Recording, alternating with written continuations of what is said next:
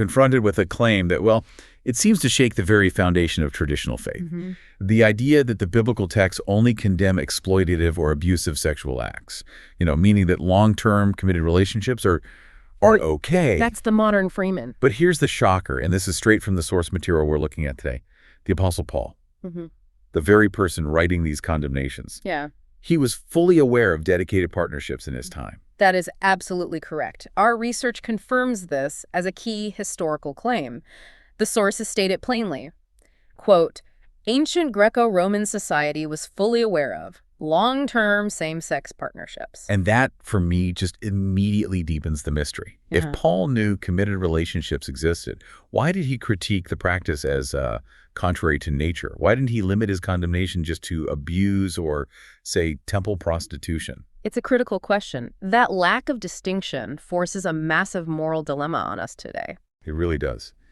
Is the duty of a believer to defend the text exactly as it's written?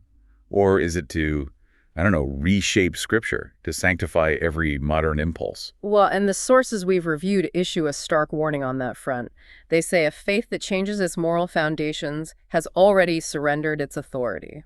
So by the end of this deep dive, we're going to resolve whether the biblical argument is ultimately about acts, about identity, or about the created purpose of sexuality. We're going to discover if this modern disagreement is really about translation or if it's about ideology. And we're going to isolate one single precise Greek term, arsenokoitai.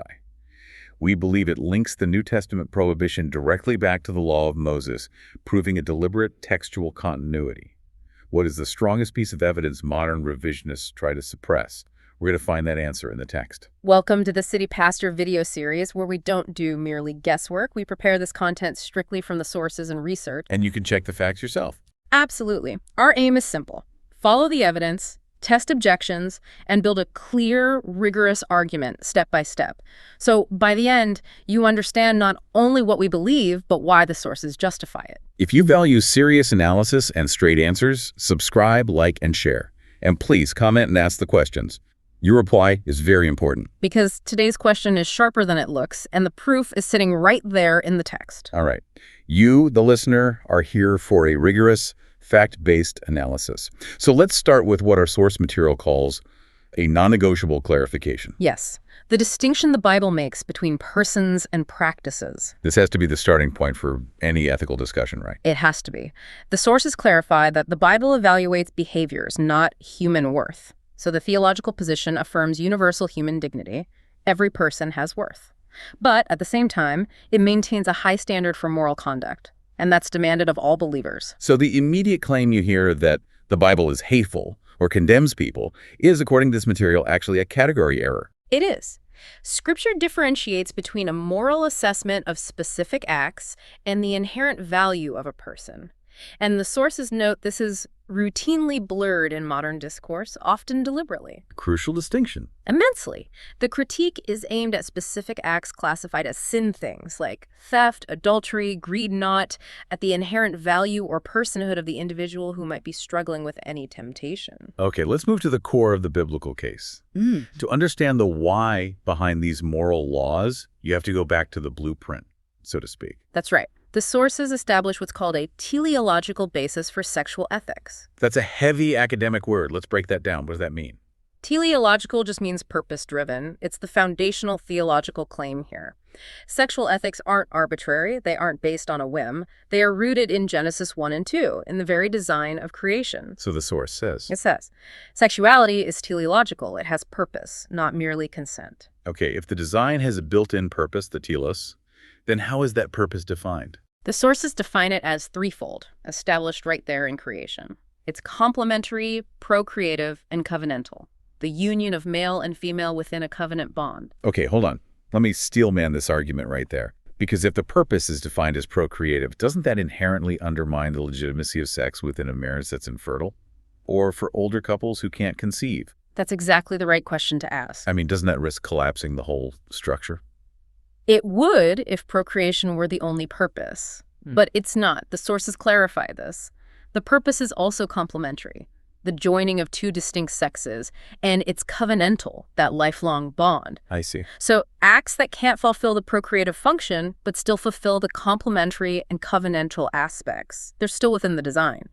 But acts that can't fulfill the complementary aspect, that union of male and female, fall outside that created telos. I understand now. So the complementary aspect is the non-negotiable foundation. And this leads us directly to the Old Testament. Or Leviticus. Right. The prohibitions in Leviticus 18 and 20, they're often dismissed as, obsolete ceremonial rules like dietary laws. But the sources argue they are not. They firmly rebut that dismissal. The claim is that the sexual prohibitions belong to moral law, not ritual law. And what's the proof for that? The proof is in the placement. The sources point out that these prohibitions are placed right alongside universally recognized sexual boundaries. Things like incest and bestiality. If they were just ritual taboos, they'd be grouped with sacrifices or food laws. So this isn't about avoiding shellfish. Not at all. This is about morality that's seen as being woven into the fabric of creation. And that continuity then flows right into the New Testament with Paul, which cements the argument. The New Testament continuity, this is crucial. It is.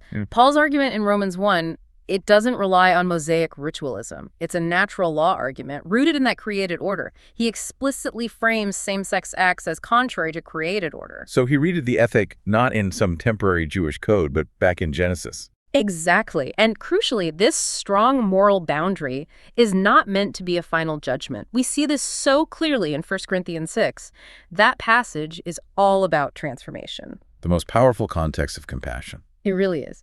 Paul lists those practicing same-sex acts, among others. Thieves, the greedy slanderers, people who require moral change. The ultimate message isn't exclusion, it's radical transformation. Because the text says, "And such were some of you." The Gospel's focus is always on that moral change that's available to everyone. Always. Now, we have to address the context of this whole debate. Our source material points out that genuine biblical fidelity requires rejecting what it calls modern ideological revisionism. And we have to go back to that historical claim we opened with. Let's underscore that. Paul's Roman audience. They lived in a highly sophisticated culture. Philosophers debated and often defended committed long-term same-sex partnerships. So Paul's choice to issue a sweeping condemnation without any qualification, that was a deliberate theological decision. It wasn't a sign of historical ignorance. He wasn't unaware of the nuances. He rejected the practice on principle. This leads to the source's critique of the current debate, which outlines 4 specific distortions happening under what they call the revisionist agenda. Okay, what are they trying to distort? First, there's selective translation manipulation, redefining key terms. Second is historical anachronism, that's projecting modern identity constructs, like identity-constructed homosexuality, backward onto ancient texts. Where that category was, as the sources say, historically absent from biblical and pre-modern frameworks. Precisely. The third point, to me, is what truly undermines the whole debate. Silencing creation theology. I see why that's so critical. Of course. If you remove Genesis 1 and 2, the entire complementary covenantal foundation for sexuality it collapses. It does, and the source makes that link explicit. Genesis is ignored because it undermines modern sexual autonomy. If you lose the blueprint, the only ethical standard left is self-determined consent. Which is exactly what the revisionist agenda requires. Yeah. And the final distortion. This one moves the debate from theology into psychology. It's called emotional blackmail. Yes. Why do the sources frame this tactic as blackmail instead of just, strong disagreement? Because it short-circuits reasoned textual debate by equating doctrinal disagreement with personal hostility. The institutional warning here is profound. Cultural adaptation is not theological growth. And the sources claim. They claim, whenever the church redefined sexual ethics historically, it was not progress, it was conformity. Wow. That really raises the stakes for the listener, from a private moral choice to a question of institutional integrity. It does. But to be intellectually rigorous, we have to steelman the strongest arguments used to challenge this consensus. We need to test this biblical position against the best objections we can find in the sources. Let's list them. Objection A, the silence of Jesus. The claim is that Jesus never explicitly condemned the practice, so it must be permissible. Objection B, the translation argument. The claim here is that the key Greek term, arsenokoitai, is ambiguous and should be redefined to mean only male prostitutes or abusers, not consensual acts. Then there's objection C, the committed relationship argument. This is the most frequent claim. The Bible only critiques promiscuity or exploitation, never loving committed same-sex relationships. And finally, objection D, the love argument. That love fulfills the law, and therefore all loving relationships are valid. The source summary table rejects this one as logically incoherent. So let's provide the source's defense against each of these, starting with the silence of Jesus. This is a powerful objection because it centers on Christ's authority. If Jesus didn't mention it, does that mean Paul went too far? The sources dismiss the argument from silence as invalid. It confuses silence with endorsement. They provide a clear analogy.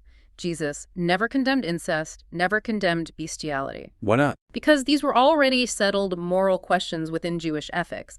They were established by the law, which was rooted in Genesis.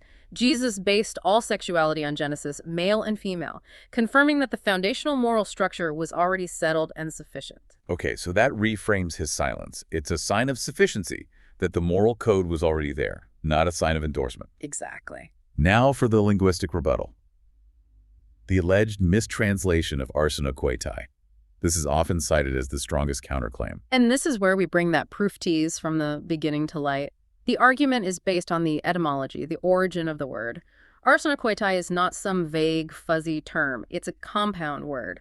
Arsen means male, and koit means sexual bed or act. But the crucial link isn't just the etymology itself, is it? It's the textual continuity. Precisely. The term itself is a deliberate compound that locks the interpretation back to the Old Testament. The source says it directly mirrors the Greek wording of Leviticus 18.22 in the Septuagint. The Septuagint being the Greek translation of the Old Testament that they used. Correct. And the source calls this deliberate textual continuity. The New Testament writers, using that dominant translation, explicitly chose a word that cited the specific Mosaic prohibition.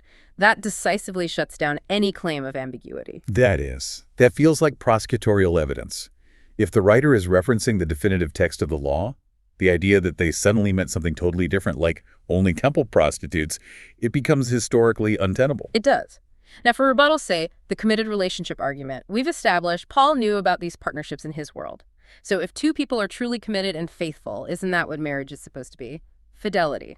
That's the modern framing, but the sources insist Paul's argument is structural, not social. Yes. Romans 1 is a creation-based argument, not a social critique of relationship status. The key quote from the source is, he frames same-sex acts as contrary to nature, a creation-based argument, not a social one. So the issue is the structure, the telos, established back in Genesis. Male and female complementary union. It's not about the degree of emotional commitment. Correct. If the critique was only about abuse or a lack of commitment, Paul had precise language available to make that distinction. He didn't use it. Okay, finally, the love argument, rebuttal D. The idea that love fulfills the law, so anything done in love is moral. Isn't Christian love supposed to be radically inclusive and override outdated legalism? Well, the source rejects that idea of collapsing emotion into ethics. Love is not an ethical blank check. It states clearly, love does not redefine morality. It operates within it. Meaning, if love validates all relationships, then consensual adultery or polygamy, if justified by mutual affection, would become moral. Christian ethics has never allowed that. Love is morally directed and disciplined. All right. We've covered the argument chain, the historical context, the four major rebuttals supported by the source material. So it's time for the verdict. What do the sources actually allow us to conclude? The conclusion on textual integrity is, well, it's very clear. The movement to affirm these practices is not a rediscovery of the text, but a replacement of it. And the sources warn. They warn that Christianity cannot be reshaped to sanctify every modern impulse without ceasing to be Christianity at all. And on the specific claim of affirmation itself, what's the verdict? The source states that the claim that the Bible affirms homosexuality is textually false, historically anachronistic, and theologically incoherent. Now, we have to address the issue of disposition and grace. The sources do admit some uncertainty regarding the scientific claim, I was born this way. That's right. Regarding the biological basis, the sources note this is a historical claim. No single genetic determinant has been established. But Crucially, Christian ethics maintains that even if a predisposition exists, temptation does not equal guilt, and desire does not constitute moral authorization. The verdict requires sexual self-discipline for all believers, recognizing that many struggle with temptations not of their own choosing. So how does this source material balance this firm moral conviction with the required compassion and dignity for every single person? The sources draw a sharp line between truth and method. They conclude with this. Truth, however, does not require cruelty. Conviction does not require contempt. The moral boundaries remain firm because they're rooted in that created order. But the commitment to human dignity and transformation must be equally firm. Which brings us right back to the mystery we opened with, the core purpose of sexuality. We promise to resolve whether the biblical argument is about acts, identity, or purpose. And the sources conclusively show the biblical critique is rooted in the specific created telos from Genesis. It's about acts that fall outside that complementary covenantal design. The role of the church, then, is to follow the text, acting as a hospital, not a tribunal. So the central question, then, isn't really whether the Bible is true, but whether we, the listeners, allow the culture to edit the sources we claim to follow. It's a choice between biblical fidelity and conformity. It's an argument for disciplined truth without hostility, and recognizing that the demands for moral transformation apply to every single area of a believer's life. On our next deep dive, we're going to move from conduct to consequence. The sources have established the perimeter of moral conduct. Next time we test the evidence regarding the fate of the soul after death, we will ask, what does the Bible actually say about hell? You won't want to miss that rigorous analysis. Welcome to the deep dive. Today we're opening up what feels like a really intense, high-stakes investigation. It definitely is. This is one of those discussions where, intellectual honesty and a really forensic kind of textual analysis are just absolutely essential. Right, because the subject matter itself, we're talking biblical sexual ethics, is one where emotions can run, well, a lot hotter than the actual evidence sometimes. Exactly. So we are diving deep into the source material that's been shared with us, and our goal today is to discover not what modern culture feels the Bible should say, but, what the ancient texts themselves rigorously argue about the purpose and, I guess, the limits of human sexuality. And the stakes really couldn't be higher. In our, contemporary life, this conflict is so often framed as this existential war between compassion on one side and condemnation on the other. And if we don't get the technical mechanics of the biblical argument, we just fall into these endless cycles of accusation and defensiveness. And that brings us to this really deeply surprising and frankly challenging claim that's derived directly from our sources. This is the one we're sort of treating as our initial premise for the whole investigation today. Okay. It's the assertion you hear everywhere: if you disagree with my sexual practice, you deny my humanity. The sources we're looking at define this claim as a fundamental, even dangerous category error. And that is the absolute core conflict we have to resolve before we can even begin to talk about specific prohibitions. I mean, if Christian theology mandates the affirmation of the universal, inherent value and dignity of all persons, which it does, it's rooted in the idea of the imago Dei. Right, the image of God. Then what is the structural, the technical mechanism the ancient text uses to differentiate between affirming a person's worth and at the same time regulating their moral conduct? That's the entire mystery we have to solve. And it forces us into a very, very serious moral dilemma, doesn't it? I mean, do we choose to reshape an ancient text, rewrite its rules based on modern psychological or cultural impulses? Or do we choose to allow the text's original design, its core purpose, its tell us to discipline and define our modern desires? Our mission today, then, is, I think, really clear. We have to follow the evidence, and we have to do it rigorously. We're going to systematically test the common counterarguments against the most robust linguistic, historical, and theological facts that are presented in this material. And crucially, we have to do it without relying on emotional slogans or, political rhetoric. That's the only way. Yeah. And through all this, we will excavate the foundational principle, what the sources are calling the divine blueprint, upon which all of biblical sexual ethics rests. We really need to know if the critique that's leveled against the traditional view is based on genuine scholarship and, new textual discoveries, or if it's purely ideological revisionism that's just projecting modern values back onto antiquity. This is a deep dive into structure and design. So, let's not delay. Okay, let's unpack the central claim, the category error. The sources assert I mean, right away and really emphatically, that the claim the Bible condemns people is just fundamentally flawed and misleading. Mm-hmm. Now, that feels counterintuitive to the modern ear. So how does this actually work within the framework of biblical theology? How can the Bible possibly affirm universal human dignity while simultaneously imposing moral constraints on specific behaviors? This is the essential distinction. The source material spends a significant amount of time establishing, and you can't understand the ethics unless you understand this dual framework. Okay. Christian theology begins, as we just mentioned, with the imago Dei. That is the non-negotiable belief that every single person, regardless of their background, their temptations, their struggles, or their orientation, is made in God's image. That's a huge claim. So what are the practical implications of the imago Dei? I mean, what does that actually mean on the ground? It means it guarantees universal inherent value and dignity. It means that the worth of a person is intrinsic. It's not earned by their performance, their choices, or their level of self-mastery. It's just there, a given. It's a given. The sources really stress that this value is a bedrock theological truth, and that makes any hostility or contempt toward any person based on their inherent being utterly incompatible with Christian thought. That value is completely non-negotiable. But I'm hearing you say non-negotiable dignity right alongside moral constraints on behavior. So the sources must be stressing that a universal affirmation of dignity does not equate to a blanket validation of all conduct. Is that the crux of it?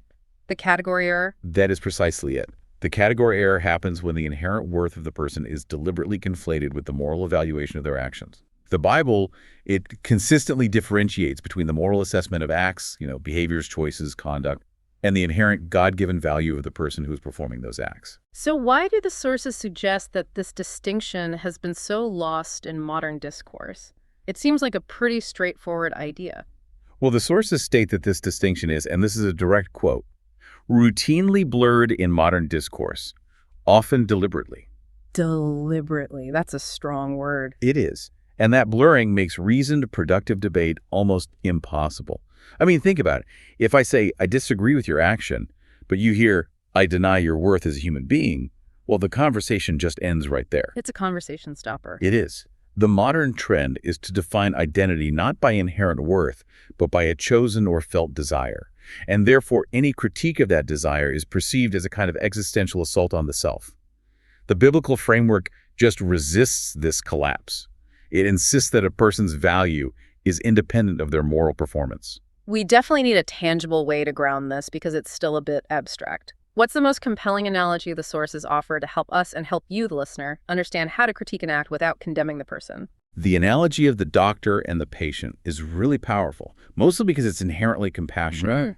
So imagine a doctor who is treating a highly destructive and aggressive disease like cancer. The doctor fights the disease, which is the act or the condition, with intense conviction, zero tolerance, and, rigorous intellectual opposition. Right. They're at war with the disease. Absolutely. Yeah. But they are simultaneously and absolutely committed to valuing and saving the patient, the person who is suffering from that condition. So the doctor's hostility is directed entirely at the disease, but their commitment and their compassion is entirely directed toward the patient. Exactly. Yeah. This perfectly illustrates the biblical model, which the sources describe as requiring both truth without hostility and conviction without contempt. The ethical framework requires separating the person who is always afforded dignity and love from the harmful act or pattern of behavior, which is what's subjected to moral judgment. And that separation is the necessary first step, then, for grace and transformation to even be possible. It has to be. Without it, you can't have both truth and love at the same time. That makes the ethical framework a lot clearer. Value the person, assess the act. But the conversation, it always gets complicated so quickly because modern psychology and sociology have created these really nuanced ways of conceptualizing same-sex behavior. And the sources insist that same-sex behavior is not a single monolithic category. So why is it so important for us to detail the four kinds that are recognized in sociological literature, even from non-religious sources? This clarification is just crucial Yeah. because the common modern mistake is to assume that the ancient biblical authors were addressing the same fixed identity category that we define today. So we're reading our world back into theirs. We are. And by detailing these four patterns, we can show the complexity of the behavior, which then, ironically, highlights the simplicity and the consistency of the biblical prohibition, which targets the act itself, regardless of the motivation or the identity behind it. Okay, let's break down the 4 types that are identified in the source material. It seems like it shows a spectrum of behavior that the Bible would have encountered throughout history. The first kind is behavioral homosexuality. Yes, this is, you could say, situational behavior. It's driven purely by circumstance. Like what? Well, think of environments like a prison, or the military in deep isolation, or long sea voyages in the ancient world. Places where individuals might engage in same-sex behavior purely due to the lack of access to the opposite sex. Right. The key feature here, as the sources note, is that the behavior is often temporary and it is not identity-based. It's a matter of opportunity and, maybe necessity, not inherent inclination. Okay, that makes sense. Second, we move into psychological homosexuality, and this is where inclination starts to emerge, right? It is. This type is heavily influenced by developmental factors. The sources mention a whole range of possible contributing elements.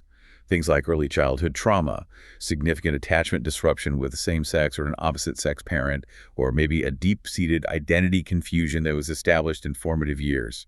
But there's a really critical caveat there, isn't there? There is, and the research offers it. This psychological influence is not universally deterministic or immutable. What does that mean exactly? Not immutable. It means that while psychological factors may strongly incline a person towards same-sex behavior, they don't lock that person into a fixed, unchanging identity or trajectory. There's still room for change or development. Okay, that distinction, inclination versus determinism, that seems vital for the biblical view of transformation that I'm sure we'll get to later. It's essential. Then we have the third kind, which moves outside the individual and into the culture, socially reinforced homosexuality. And this pattern really shows the immense power of culture. This is behavior that is shaped and validated by external forces, things like cultural normalization, media affirmation, specific peer networks, or institutional validation. So this is where the environment provides continuous affirmation. Yes, and it often leads the individual to adopt the behavior and the identity, even if the psychological or developmental factors weren't the primary drivers to begin with. The social environment actively shapes the reality for that person. And finally, the fourth kind, which the sources highlight as fundamentally modern, almost revolutionary, identity-constructed homosexuality. This is the critical shift in cultural history. This is where the preference, the behavioral or the psychological inclination is consciously elevated into a total identity. It becomes the primary lens through which the person understands their entire existence, their politics, their social positioning, everything. And the sources are really definitive on this point. They are. They state that this comprehensive identity-defining framework was historically absent from biblical and pre-modern frameworks. Ancient people simply didn't organize their core selfhood around sexual desire in this manner. So, by detailing all of this complexity, what is the single key takeaway for how we should interpret these ancient scriptural texts? The key takeaway is it's simple, but it's really powerful. The Bible addresses sexual acts, the specific behaviors that violate the telos established in Genesis, not these modern identity-constructed categories, which literally did not exist in antiquity. Right. The sources argue that projecting our contemporary, highly sophisticated framework of identity politics backward onto texts like Leviticus and Romans is a fundamental form of historical anachronism. The biblical critique is about the structure of the act, not the internal feelings or the modern identity labels of the actor. So if we accept that distinction, the one between the person and the practice, the next logical and vital question has to be, why are these specific acts prohibited? If the objection isn't animus or cultural prejudice, it has to be something structural, something foundational. What is the core answer from the sources? This is where we finally get to the divine blueprint, and the sources are absolutely unequivocal on this. The foundation of all biblical sexual ethics is creation order or creation theology, and the principle that sexuality is teleological. Okay, teleological. That sounds very academic. Can you break down what that technical term actually means and why it's the linchpin of the entire argument? Sure. Teleology comes from the Greek word telos, which means end or purpose or goal. So when the sources say sexuality is teleological, they mean it has purpose, not merely consent. Purpose, not merely consent. Right. Modern society tends to view sexual union primarily through the lens of, mutual adult consent and emotional satisfaction. If two adults consent, it's seen as morally valid. That's the standard script. It is. But the biblical view, which was established from the beginning in Genesis 1 and 2, frames sexual union as having a pre-designed structural purpose. that consent alone is just insufficient to override. The structure dictates the function. So the argument shifts from, is this loving, to, is this structurally sound according to the architect's blueprint? That's precisely it. If we're dealing with an architect's blueprint, then we have to identify the non-negotiable structural designs, the three pillars that were established in Genesis 1 and 2 that define what a legitimate sexual union is. And these three criteria have to be satisfied simultaneously for the union to fulfill its created telos. Yes, all three. So what are those three non-negotiable structural pillars? They are, first, complementary. It must be a union of male and female. The text is explicit. From the beginning, God made them male and female. This isn't about sameness. It's about a structural difference that's designed for unity, creating a holistic one-flesh reality. Okay, complementary. What's the second? The second is procreative. It must hold the fundamental capacity to generate life. This is the direct link to the creation mandate. Be fruitful and multiply. But what about couples who can't have children? That's a key point. Even if a specific marriage does not produce children, the capacity must be structurally present in the union itself. The design must be procreative in its nature. I see. And the third pillar? The third is covenantal. It must be bound by a permanent, public, and sacrificial marriage bond. The text speaks of a man leaving his father and mother, cleaving to his wife, and the two becoming one flesh. That is highly structural. It's very mechanical in a way. So if these are the three pillars, then the rejection mechanism for same-sex acts becomes purely a matter of design, not personal feeling. And that is the source's conclusion. Same-sex acts are rejected not out of some arbitrary animus or temporary cultural prejudice, but because they cannot fulfill the created telos of sexual union. They just don't fit the blueprint. They're structurally incapable of satisfying the complementary, which is the male-female pillar, and the procreative, the capacity for life pillar, simultaneously. And that's regardless of the emotional intensity of the commitment or the love involved. So the sources are framing the prohibition as a functional design requirement. It's an inability to execute the blueprint correctly. Think of it this way. The sources argue that if you remove the procreative potential or the complementary structure, you don't just reduce the union's function, you fundamentally change its nature. How so? It's like removing the rudder from a ship. You might still have a boat, but you no longer have a navigable vessel that's designed for its original purpose. The design intent has been violated. This brings us back to that really powerful analogy the sources provided, the architect's blueprint. Let's integrate that fully into our discussion now, maybe use it as an anchor for the listener. I think we should. The sources insist that the sexual ethic is not the building's decorations. The aesthetic choices like paint color or furniture, which can and do change based on cultural trends or individual preferences. Okay, so it's not the cosmetic stuff. Not at all. Instead, sexual ethics are the structural design. They are the foundational pillars, the load-bearing walls, and the engineering specifications that ensure the building, which is humanity and society itself, survives, functions, and stands according to the architect's initial universal plan. And the implication of that is, well, it's pretty stark. You can rearrange the decor, the cultural habits, but if you violate the structural design, the telos, you invite collapse.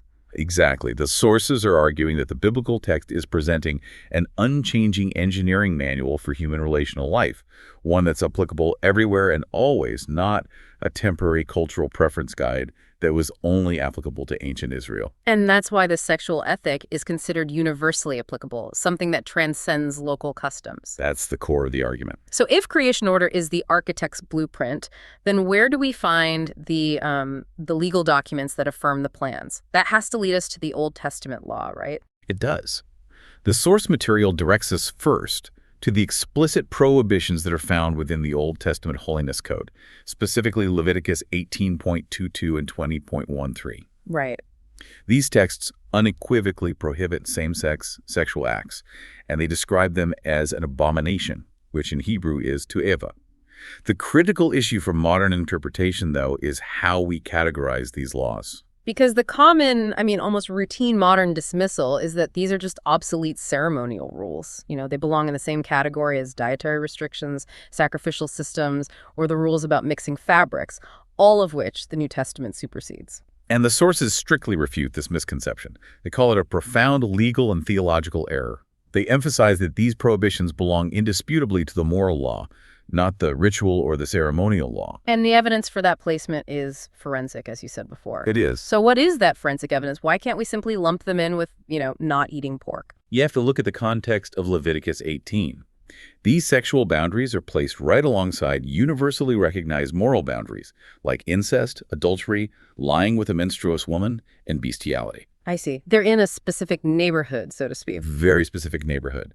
These are moral violations that inherently damage human relationship and dignity, and they apply to all people, not just to the ritual performance of Israel. So the logic is, if you claim Leviticus 18.22 is obsolete ritual law, then you must, by internal consistency, also dismiss the prohibition against incest, which stands just a few lines away, or the prohibition against child sacrifice, which is mentioned in the very same code. And no serious ethicist, Christian or otherwise, accepts that. So the moral assessment embedded in these Levitical texts is inherent, it's timeless, and it's tied directly to the creation order, not to the specific ritual calendar of Israel. The function of the act is judged according to the telos that was established in Genesis. It creates this structural chain of authority. The law in Leviticus reflects the design intent that's found in Genesis. And this structural continuity is precisely why the prohibition is considered permanent. Okay, so we have the moral law set in the Old Testament. If the New Testament is going to claim universal applicability for the Christian ethic, it has to either confirm or deny this foundational moral structure. Let's look at Romans 1.2627, which is so often considered the cornerstone passage on this.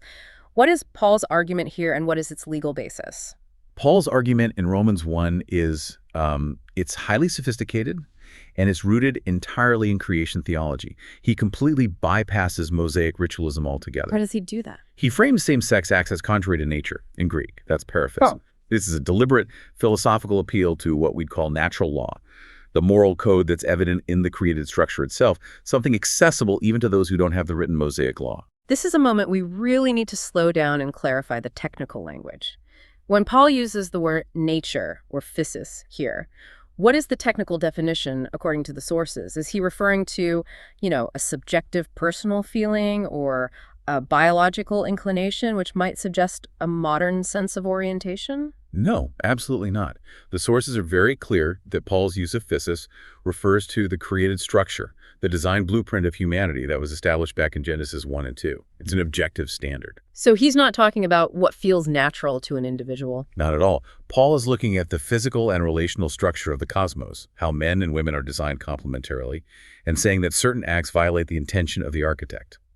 When he speaks of exchanging the natural use, he means exchanging the use that is consistent with the design complementary, procreative, for a use that is inconsistent with that design. So Paul is effectively regrounding the Levitical prohibition, not in Jewish culture, but in the universal truth of Genesis. It confirms this is a universal moral law, not some local custom. It establishes this profound textual continuity, and it's based on the deepest possible authority, the beginning of creation. The New Testament is showing that these moral boundaries aren't arbitrary, but are tied to the unchanging functional design of humanity. Let's move to another key passage then, 1 Corinthians 6.9-11.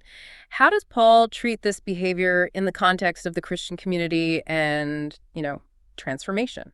Well, in 1 Corinthians 6, Paul is providing a list of behaviors, and same-sex acts are listed right alongside things like theft, greed, adultery, and idolatry that are inconsistent with the kind of moral transformation that's required to inherit the kingdom of God. So there's serious defining actions. Very serious.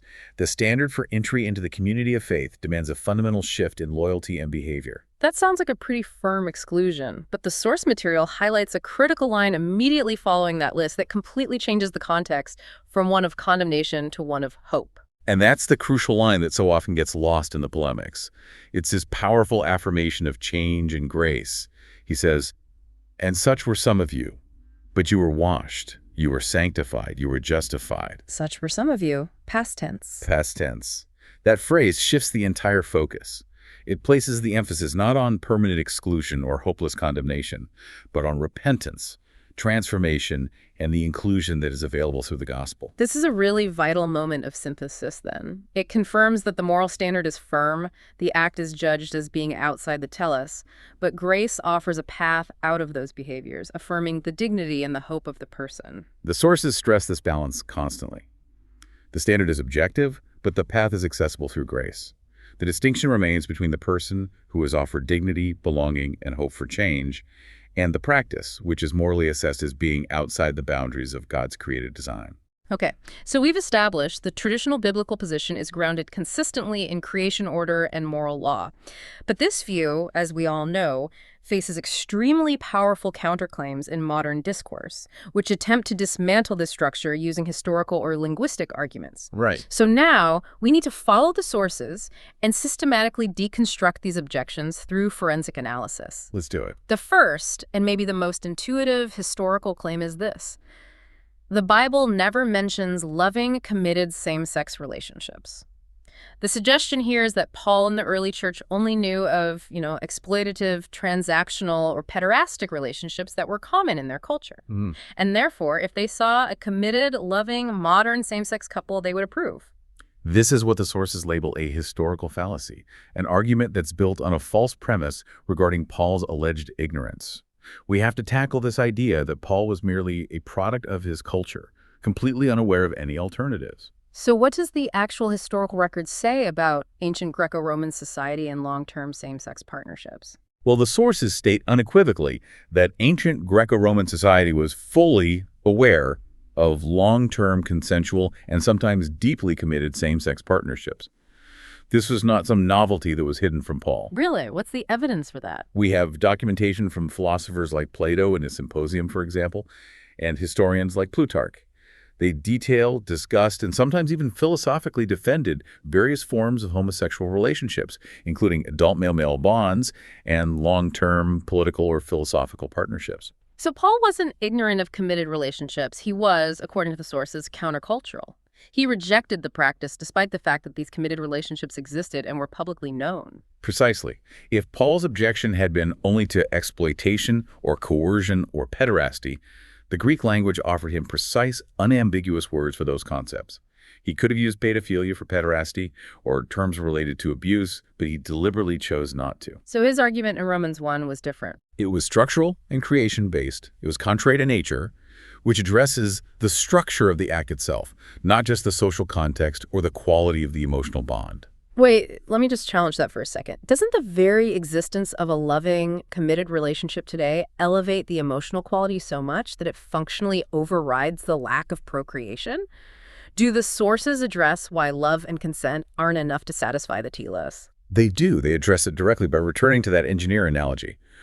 Paul was functioning like an engineer. Yeah. He rejected structures, relationships, that may have been aesthetically pleasing or emotionally satisfying, loving and consensual. But they violated the blueprint. They fundamentally violated the structural design, the creation order of complementarity and procreativity. Love is an essential ingredient for any relationship, of course. But the sources assert that the presence of love doesn't magically transform a fundamentally structurally flawed blueprint into a sound one that fulfills the creator's intent. So the moral assessment is about structure first, emotional quality second. That's the argument. Okay, that leads us to what is perhaps the most critical argument for liberal revisionists. The claim that the Greek words, for example, arsenokoitai, are mistranslated, and they actually refer to something like temple prostitution, economic exploitation, or simply passive partners in a relationship. What is the forensic rebuttal the sources provide for this? The sources label this argument as the most repeated and least substantiated in contemporary debates. And it requires a really precise dive into the linguistic proof, because the meaning of arsenokoitai is the absolute linchpin for understanding Paul's intent in 1 Corinthians 6. Okay, let's execute the linguistic autopsy. We need to break down this compound word, arsenokoitai. The term arsenokoitai is a compound noun that Paul uses in 1 Corinthians 6.9 and also in 1 Timothy 1.0. It's constructed from two incredibly simple Greek components, which he combines into one word. What are they? Arsen means male, and koite means sexual bed or sexual intercourse. A literal grammatical translation is male better, or a male who lies with a male. That seems pretty straightforward. Where does this compound word originate, and why is that so important? Okay, here is the smoking gun that linguistic scholars rely upon, according to these sources. This compound word, arsenokoitai, directly mirrors the exact Greek wording of Leviticus 18.22 in the Septuagint. And for our listeners, the Septuagint, or the LXX, was the Greek translation of the Old Testament that was used universally by educated Jews like Paul in the early church. So how does the Septuagint wording of Leviticus 18.22 precisely match the component parts of arsenokoitai? Leviticus 18.22 in the Septuagint reads, "You shall not lie with a male," arsenos, the lying coiton of a woman. Paul took the two core components used in that prohibition, arsen and coit, and he fused them into a single, compact, technical term. So it wasn't a mistake. It demonstrates a deliberate, conscious linguistic choice to reference the universal moral law that was established in the Holiness Code. Wow, so Paul didn't invent a new, vague word. He intentionally constructed a compound word that was a clear, direct linguistic signal right back to the Old Testament's explicit prohibition against male-male sexual acts. That is the source's conclusion. And to attempt to redefine arsenokoitai today to mean temple prostitute or economic exploiter requires ignoring its unmistakable linguistic origin in the Septuagint. It requires inventing a meaning that was never attested in ancient sources outside of these biblical uses. And the source's verdict on that attempt. They conclude that this entire effort is not genuine scholarship seeking textual clarity. It is an effort in ideological revisionism that's seeking to erase an inconvenient moral continuity. Paul was confirming the continuity of the moral law established in Genesis. Okay, the third major objection we have to tackle is the argument from silence, the very common assertion that Jesus never condemned homosexuality. And this is compelling to modern listeners because we expect a revolutionary figure to overturn or address everything that's controversial. The rebuttal to this is founded on logical consistency. We have to look at what Jesus also failed to condemn explicitly, which were already settled moral questions within the Jewish ethical framework that he affirmed. Can you give us those examples again? What else did Jesus fail to explicitly condemn? Sure. Jesus also never condemned incest, he never condemned bestiality, and he never condemned child sacrifice explicitly. So the absence of an explicit condemnation does not imply approval. Not at all. It implies that the moral boundary was already settled by the foundational texts, the Holiness Code. Jewish society did not need Jesus to restate every single foundational moral boundary that was established in Sinai. But a skeptic might argue that Jesus did explicitly challenge the Mosaic law in other areas, like the famous discussion on divorce. So if he was fine redefining marriage law in one area, why couldn't he have done it here? Do the sources address that nuance? They address it head on. When Jesus addressed divorce in Mark 10, he wasn't redefining marriage to make it easier, he was regrounding it, making it stricter. How so? He specifically appealed back past Moses and past cultural custom to the ultimate authority, the creation order. He said, from the beginning of creation, God made them male and female. And then he immediately linked that structural design to the permanency of the covenantal bond. So rather than redefining the scope of sexual morality, Jesus actually affirmed and reinforced the deep theological basis for the structure, Genesis 1 and 2. Exactly. His affirmation of Genesis, the telos that requires complementarity in covenant, is the mechanism by which he condemned all sexual acts outside of that framework, including adultery, fornication, and, by extension, same-sex acts. To claim Jesus redefined sexuality requires textual evidence of that redefinition, and there just is none. His appeal to creation order confirms the foundation we identified in Part 2. Finally, let's address the philosophical claim that is probably the most persuasive in popular culture today. Love fulfills the law, therefore all loving relationships are valid. You know, the simple, powerful, modern mantra, love is love. This argument is, it's rhetorically compelling because it appeals directly to our highest moral aspiration, love. But the sources argue that this approach collapses emotion into ethics and leads to logical incoherence within the biblical framework. What do you mean by collapses emotion into ethics? I mean, if love is the only criteria, then the biblical moral universe just instantly dissolves. Biblically, love is not a blank check. It is morally disciplined, and desire is always subject to moral evaluation based on the telos. We need to run the implication test on this thoroughly. If love and mutual adult consent are the sole validators of a sexual relationship, what happens to other moral prohibitions that the church has universally maintained for centuries? The implication test exposes the logical flaw almost instantly. If love is the sole validator, then adultery that is justified by passionate, sincere, mutual love, it becomes moral. Right. Polygamy justified by love and consent becomes moral. Right. If we follow this to its logical conclusion, does it validate a loving, consensual relationship between, say, a father and his adult daughter? And Christian ethics, which rests on the telos of creation, has historically never allowed these behaviors, regardless of the emotional quality or the consent involved. Why? Because the biblical tradition holds that love operates within the moral framework, It does not redefine it. The limiting principle, which the sources continuously return to, is the creation telos.